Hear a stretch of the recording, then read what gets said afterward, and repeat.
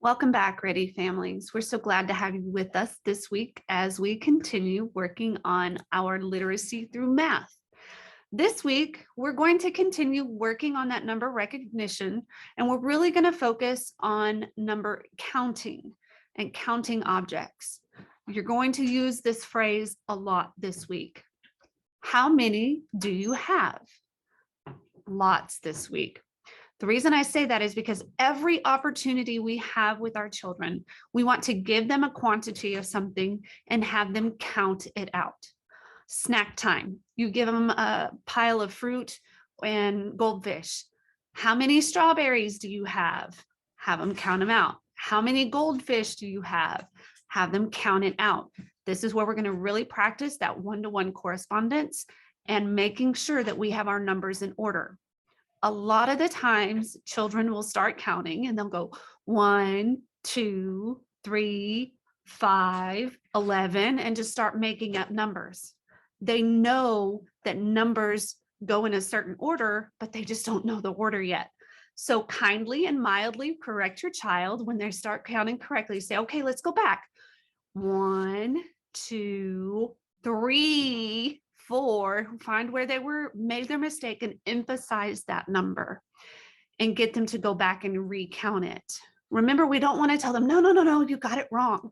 We need to use phrases like, let's try that again, or let's see if we can get it right this time, and work with them. We want to build that mindset of, okay, I made a mistake, but I got to do it again so I can fix it, and build that mentality. So we have lots of activities for you this week where you're going to get to practice this counting and work on that number formation and recognition. So you'll see on the parent platform this week, the bug and tweezers activity. So this, you can just give your child the bug erasers and their tweezers. And we want to notice, how are they holding the tweezers? Are they starting to progress from holding it full fisted to holding it with just their fingers? We want to encourage to where they're just holding it with their fingers and how they would hold a traditional writing utensil. So work on that. Now, you can just have them place them and count them, or you can make it a little more challenging and add an extension.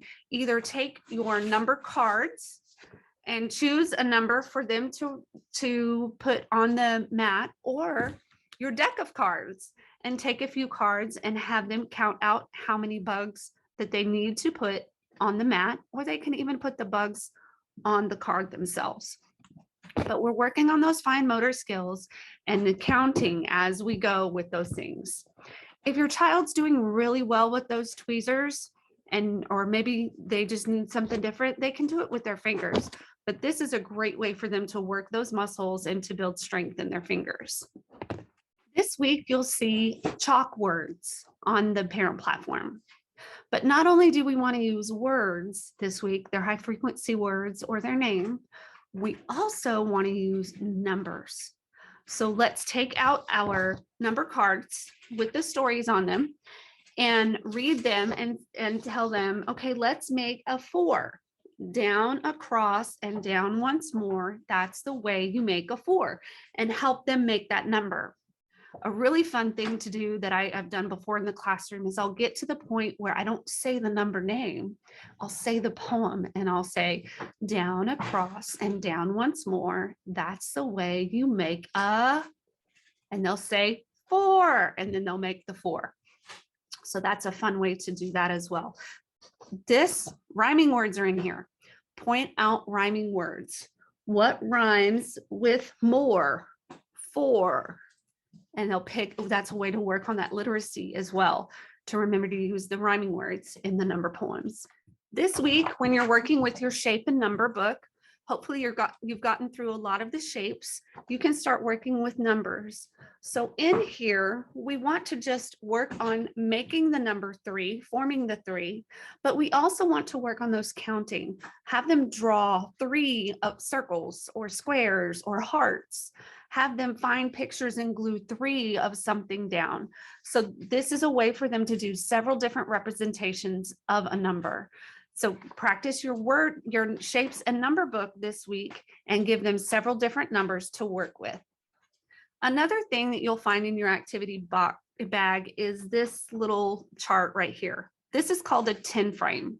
If you have children that are already in elementary school or have gone through elementary school, you probably have seen these before. This is a great counting tool. And this is a great way for children to learn visual representations of numbers.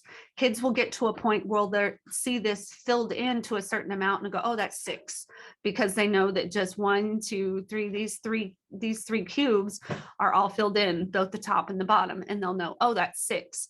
It's just like we can look at a die and see the 5 dots and know automatically that that's a 5. This is the same kind of thing.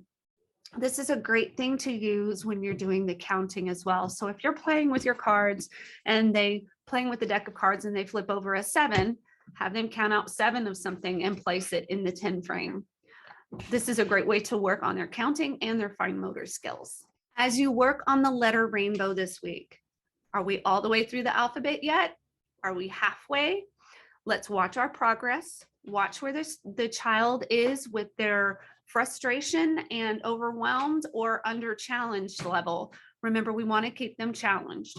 If your child has done really well with recognizing all of their capital letters or uppercase letters, give them the uppercase mat and the lowercase alphabet and have them match the lowercase letter with the uppercase letter.